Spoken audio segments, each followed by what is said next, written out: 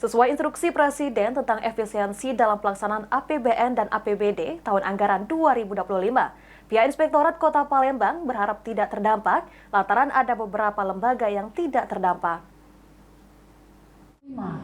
Pembukaan bahwa sesungguhnya kemerdekaan. Sesuai instruksi Presiden tentang efisiensi dalam pelaksanaan APBN dan APBD tahun anggaran 2025, pihak Inspektorat Kota Palembang berharap tidak terdampak.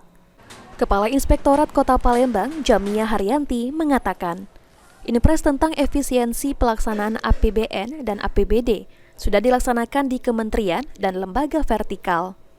Untuk itu, pemerintah daerah saat ini masih menunggu petunjuk pemerintah pusat, dan Inspektorat Palembang akan mematuhi semua instruksi yang ada.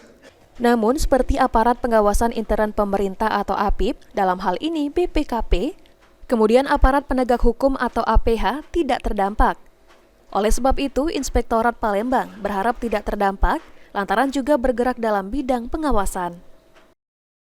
Aturan ini sudah diterapkan untuk kementerian lembaga yang vertikal. Nah, untuk pemerintah daerah kami nantikan menunggu petunjuk dari pimpinan. Tapi kalau untuk pembatasan ya kami akan patuh.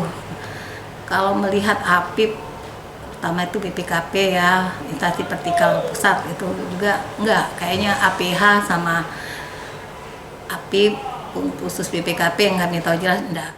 Meski begitu, pihak Inspektorat Palembang tetap menekankan akan mengikuti arahan dan petunjuk pemerintah pusat dalam efisiensi anggaran.